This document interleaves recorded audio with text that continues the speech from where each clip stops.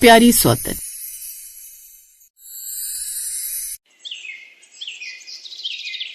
शादी को पूरे 8 साल बीत गए, लेकिन मजाल है कि इस कलमुई ने हमारे घर को अब तक कोई वारिस दिया हो। मेरी सभी सहेलियों और रिश्तेदारों के घर में बच्चे खेल रहे हैं, लेकिन एक मैं हूँ कि अपने पोते का मुंह देखने के लिए तरस रही हूँ। भगवान जाने कि इस मनहूस घड़ी में मेरे बेटे की इसके साथ शादी हुई थी। माँ जी, आप ऐसी बातें क्यों कर रही हैं? मैं भी चाहती हूँ कि मेरी भी गोद भरे, मेरे आंगन में भी किलकारियाँ गूंजे, लेकिन भगवान की मर्जी है। हमने हर मुमकिन कोशिश तो की है, लेकिन अगर मैं माँ नहीं बन पा रही तो मैं क्या करूँ? कब से तो कह रही हूँ कि मेरे बेटे की दूसरी शादी करवा दे। कम से कम तू हमें वारिस नहीं दे पाई। अगर उसकी दूसरी बीवी आएगी तो वो तो इस घर को वारिस देगी। ना तो खुद को बच्चा पैदा करके हमें दे सकती है और ना ही मेरे बेटे की दूसरी शादी करवा रही है। विनीता अपनी बहू से ऐसा कह रही थी कि तभी अशोक वहाँ आता है और ये सारी बातें सुन लेता है, जिसे सुनकर अशोक को गुस्सा आ जाता है। माँ, ये कैसी बातें कर रही हो आप? अगर वो माँ नहीं बन सकती है तो इसमें उसकी क्या गलती है? और वो तो कई बार कह चुकी है मुझे कि मैं दूसरी शादी कर लूं, लेकिन मैं ही दूसरी शादी नहीं करना चाहता, क्योंकि मैं अपनी पत्नी से बहुत प्यार करता हूँ और मैं पूरा जीवन सिर्फ उसी के साथ बिताऊंगा। और रही बच्चों की बात, तो माँ, बच्चा तो हम गोद भी ले सकते हैं ना। अरे, अपने और पराये बच्चों में फर्क आ ही जाता है अशोक। वैसे भी मैं कुछ नहीं जानती, बस मैं इतना जानती हूँ कि मुझे मेरे घर का वारिस चाहिए। अब क्या मैं अपने पोते का मुंह देखे बिना इस दुनिया से चली जाऊँ? ऐसा कहकर विनीता वहाँ से अपने कमरे में चली जाती है। तब अशोक कहता है, नैना, माँ तुम्हें इतना उल्टा सीधा कहती है तो तुम माँ को जवाब क्यों नहीं देती? क्यों सब कुछ चुपचाप सुनती रहती हो? अशोक, तुम तो जानते हो कि मेरी माँ बचपन में ही मुझे छोड़कर चली गई थी और मुझे कभी माँ का प्यार मिला ही नहीं। जब से मेरी शादी हुई है तब से मैंने अपनी सास को ही अपनी माँ माना है, और अपनी माँ समान सास को भला मैं उल्टा जवाब कैसे दे सकती हूँ? मैं बहुत भाग्यशाली हूँ कि मुझे तुम जैसी धर्म पत्नी मिली। तुम्हें पाकर तो मेरा जीवन ही धन्य हो गया। अपने पति के मुंह से अपनी तारीफ सुनकर नैना के उदास चेहरे पर अब मुस्कान आ जाती है और वो अपने सारे गम भूल जाती है। ऐसे ही समय बीत रहा था। बीतते समय के साथ नैना की सास के ताने भी बढ़ते जा रहे थे। एक दिन नैना अपने पति से बोली, अशोक, अब मैं कह रही थी कि आप शादी कर लीजिए। माँ जी सही कहती हैं। अब देखिए ना, मैं तो आपको बच्चा दे नहीं सकती, कम से कम आप दूसरी शादी करके इस घर को एक बच्चा तो दे ही सकते हैं। मैं माँ नहीं बन सकी तो क्या हुआ, आप तो पापा बन सकते हैं ना। ये तुम कैसी बातें कर रही हो? तुम्हें पता है मैं कभी भी दूसरी शादी के लिए नहीं मानूंगा। तो क्या हमारे घर के आंगन में बच्चों की किलकारी कभी नहीं गूंजेगी? नहीं नहीं, ऐसा नहीं होना चाहिए। आप शादी कर लीजिए।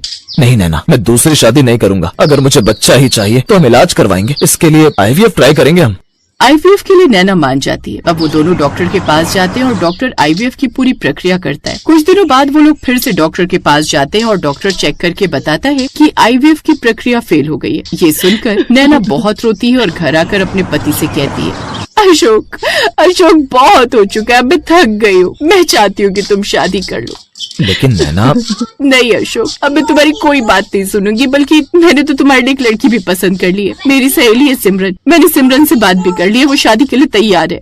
और नैना की जिद के आगे अशोक भी अपने घुटने टेक देता है। अब नैना अपने दिल पर पत्थर रखकर अपने पति की शादी अपनी ही सहेली से करवा देती है और सिमरन दुल्हन बनकर नैना के घर आ जाती है। सिमरन अपनी सास के पैर छूती है तो उसकी सास कहती है, जीती रहो बेटी, भगवान तुम्हारी गोद जल्द से जल्द भर दे ताकि मुझे भी मेरे पोते का मुंह देखने को मिले। ऐसे ही समय बीत रहा था और नैना और सिमरन दोनों सगी बहनों की तरह मिलजुल कर रहती थी। नैना, तुमने सच में बहुत बड़ा सैक्रिफाइस किया, वरना आज के जमाने में औरत सब कुछ बांट सकती है पर अपना पति नहीं। लेकिन तुमने अपना पति मुझसे बांट लिया। तुम मेरे आगे एक इंसान नहीं बल्कि देवी हो देवी, और मैं अपनी देवी के आगे हमेशा शीश झुकाकर रहना चाहती हूँ। आज से तुम मेरी सौतन नहीं बल्कि मेरी बहन हो, और मैं आज से तुम्हारा नाम नहीं बल्कि तुम्हें दीदी कहकर पुकारूंगी।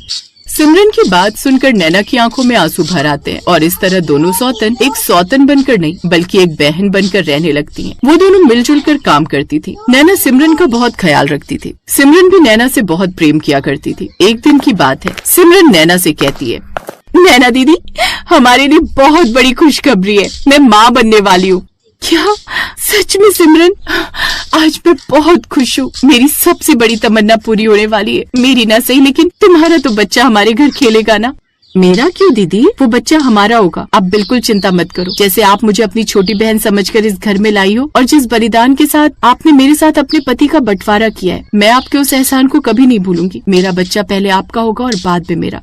सिमरन की बात सुनकर नैना की आंखें नम हो जाती हैं और वो उसे गले लगा लेती है। अब शाम को जब अशोक घर आता है तो ये बात सुनकर वो भी बहुत खुश हो जाता है। इस तरह नैना सिमरन का और भी ज्यादा ख्याल रखने लगती है। ऐसे एक दिन शाम को सिमरन की तबीयत ठीक नहीं थी तो नैना उसे अपने हाथों से खाना खिला रही थी और ये विनीता देख लेती है। अरे करम चली, तू मेरी बहू से दूर रह। तू तो है ही मनहूस। आज तक तूने इस घर को कोई बच्चा नहीं दिया और अब मेरी बहू मेरे पोते को जन्म देने वाली है तो तू उस पर अपनी काली छाया डालना चाहती है। विनीता की बात सुनकर सिमरन गुस्से में कहती है, ये कैसी बात कर रही है माँ जी आप? माना दीदी को बच्चा नहीं हुआ, लेकिन इसमें ना ही उनकी गलती है और ना ही वो मनहूस है, बल्कि मेरा तो सौभाग्य है कि मुझे माँ जैसी सौतन मिली। अगर आज यहाँ मेरी माँ होती तो वो भी मेरा ऐसे ही ख्याल रखती जैसे दीदी रख रही है। इसलिए आप चुप हो जाइए और दोबारा उनके बारे में ऐसी बात मत करना।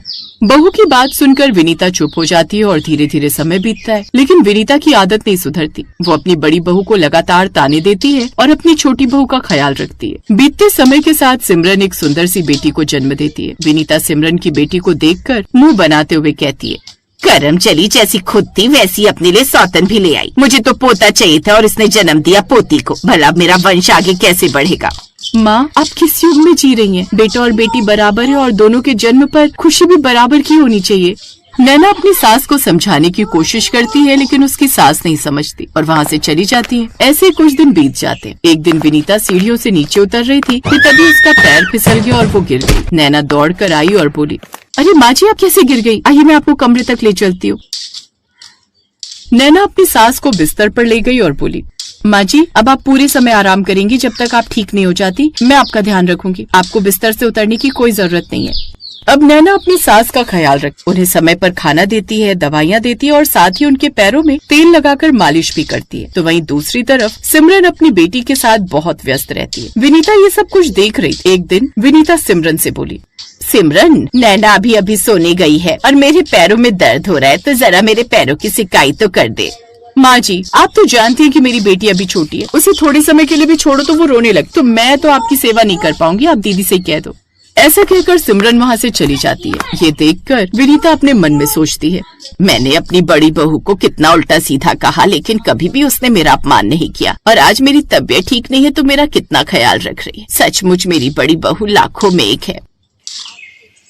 जिसके बाद विनीता नैना से अपनी गलती की माफी मांगती है और अपनी सास को इस तरह माफी मांगता देख सिमरन भी विनीता से माफी मांगती है और उसे बताती है कि सीढ़ियों पर तेल उसी ने गिराया था, जिससे उसका पैर फिसला और जानबूझकर उसने अपनी सास की देखरेख नहीं की ताकि उन्हें अपनी बड़ी बहू की कदर समझ में आए। ये सुनकर विनीता को सच में एहसास होता है कि उसने बड़ी बहू के साथ क्या क्या किया, पर क्योंकि विनीता ने अपनी बहू से माफी मांग ली थी और उसे अपनी गलती का एहसास था, इसलिए उसकी बड़ी बहू ने उसे माफ कर दिया और इस तरह अब सभी लोग एक साथ मिलकर रहने लगे।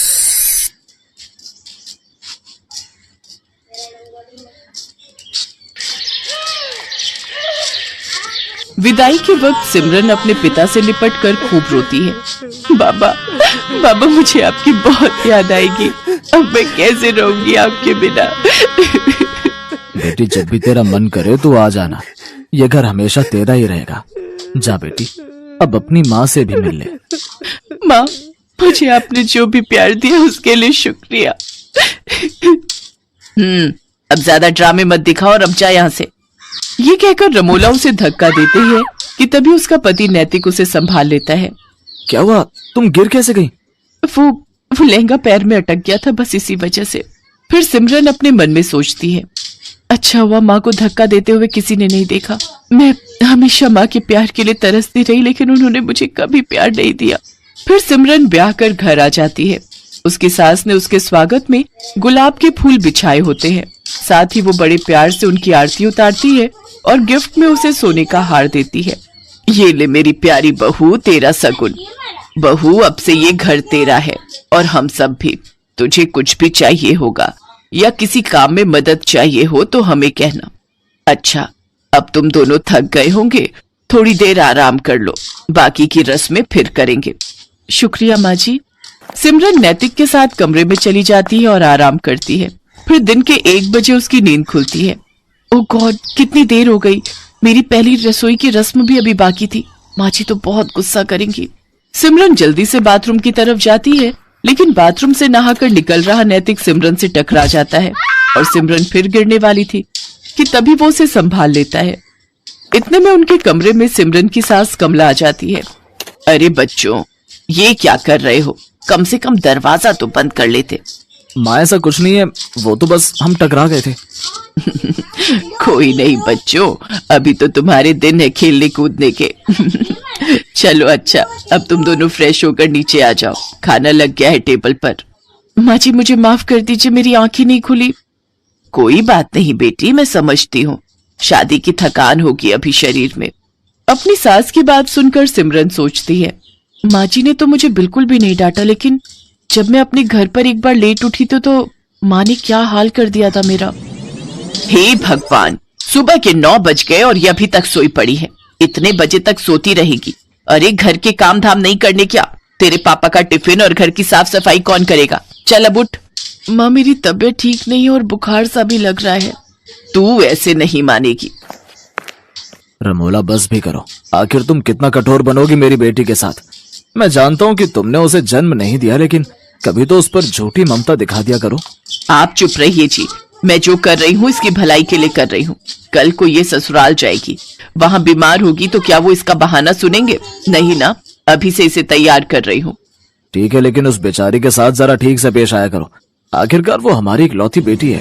तभी नैतिक सिमरन से कहता है, सिमरन कहाँ खो गई? चलो तैयार हो जाओ। हाँ हाँ। कुछ देर बाद सिमरन तैयार होकर नीचे आ जाती है, जहाँ उसकी सास उसकी नजर उतारती है। थू थू थू थू, मेरी बहू को किसी की नजर ना लगे। मेरी प्यारी बहू, अब खाना खा ले। वो सब मिलकर खाना खाते हैं। फिर सिमरन प्लेट उठाने लगती है तो उसके हाथ से एक प्लेट नीचे गिर जाती है और टूट जाती है। अब माँ जी मुझे माफ कर दीजिए, वो मैं कोई बात नहीं बहू। अरे क्या हुआ बहू, तू इतना घबरा क्यों रही है? कुछ भी तो नहीं हुआ, बर्तन है, टूट गया तो क्या दूसरा आ जाएगा। नहीं नहीं माँ जी, वो मैं सचमुच, मुझे माफ कर दीजिए। मैं बहुत गड़बड़ करती हूँ, मुझे मत जलाइए, मत मारिए। करम जली, तूने ये नया कप तोड़ दिया, मेरा नुकसान कर दिया। अब देख मैं क्या करती हूँ। रमोला चूल्हे में से गरम लकड़ी निकालकर सिमरन के हाथ पर लगा देती है। सिमरन जोर जोर से चिल्लाती है, मत जलाइए मुझे, मत जलाइए। नैतिक जल्दी से सिमरन को गले से लगा लेता है। क्या हुआ? कौन जला रहा है तुम्हें? बहू क्या हुआ मुझे बता। माँ जी एक बार मुझसे ऐसे किसी का कप टूट गया था तो उसने मुझे जला दिया था। लेकिन हम तुझे ऐसी कोई सजा नहीं देंगे। तू मेरे पास आ और मेरे गले लग जा। मेरी बच्ची, यूं घबराते नहीं। ऐसे ही दिन गुजरते हैं। कमला अपनी बहू को बहुत प्यार करती थी। वो उसे किसी भी गलती के लिए डांटती नहीं थी, वो उसे प्यार से समझाती थी। कमला अपनी बहू के लिए कुछ न कुछ खाने के लिए बाजार से लाती रहती या नए नए कपड़े उसके लिए बनवा देती। अपनी सास का ऐसा प्यार देख सिमरन की आंखें खुशी से भीग जाती थी। ऐसे ही एक रोज कमला सिमरन की पसंद का गाजर का हलवा बनाती है और उसे अपने हाथों से खिलाती है, तो सिमरन की आंखों से खुशी के आंसू बहने लगते हैं। ये देख कमला सिमरन से कहती है, बस बहू बहुत हुआ। मैं जब भी तुझे ज्यादा प्यार देने की कोशिश करती हूँ तो तेरी आंखों से आंसू बहने लगते हैं। आखिर क्या बात है बेटी, अपनी माँ समान सास को नहीं बताएगी? माँ जी आप तो बहुत अच्छी हो और मुझे बहुत प्यार करती हो, लेकिन तभी दरवाजे पर दूध वाला आता है। सिमरन को देखकर उसकी नजर उस पर फिसल जाती है और वो उसका हाथ पकड़ लेता है। छोड़ो छोड़ो मुझे, छोड़ो। एकदम मलाई की तरह मखमली हो तुम तो। तभी कमला भी वहां आ जाती है और उसे देखकर दूध वाला कहता है, माँ जी देखो ना, आपकी बहू मेरा हाथ पकड़ रही है। कमला जोरदार थप्पड़ उस दूध वाले को मारती है। नास पिटे, तू मेरी बहू पर इल्जाम लगाएगा, उसे छेड़ेगा, ये ले। कमला उसे मारकर वहां से भगा देती है। अपने ऊपर अपनी सास का भरोसा देखकर सिमरन रो पड़ती है और अपनी सास के गले लग जाती है। आप बहुत अच्छी हो माँ जी, आपने मुझ पर भरोसा किया, नहीं तो माँ तो। क्या माँ बहू? आप पूछ रही थी ना कि आपका ज्यादा प्यार पाकर मेरी आंखें नम क्यों हो जाती है, क्योंकि बचपन से लेकर आज तक मैं जिस प्यार के लिए तरसती रही वो प्यार आपने मुझे दिया है। जब मैं 6 महीने की थी तभी मेरी माँ गुजर गई थी, तब बाबा दूसरी माँ लेकर आए ताकि वो मुझे माँ का प्यार दे सके, लेकिन उन्होंने कभी मुझे माँ का प्यार नहीं दिया और अब वो प्यार मुझे आपसे मिला। जैसे आज दूध वाले ने हरकत की, ऐसे एक बार मेरे यहाँ के दूध वाले ने मेरे साथ की थी, लेकिन माँ ने उसे गलत ठहराने की जगह मुझे ही गलत समझा था। कोई बात नहीं बहू, आज से मैं तेरी माँ हूँ और रमोला बहन ने भले ही तुम्हें प्यार ना दिया हो, लेकिन एक यशोदा बनकर तुम्हें पाला तो है, तभी तो मुझे इतनी प्यारी बेटी जैसी बहू मिली है। तभी दरवाजे पर रमोला और मनोहर खड़े होते हैं। ये सब बातें सुनकर उनकी आंखों में आंसू आ जाते हैं। रमोला को अपनी गलती का एहसास हो जाता है और वो सिमरन से माफी मांगती है। उस दिन के बाद सिमरन को अपनी सौतेली माँ और सास दोनों से बहुत प्यार मिलता है।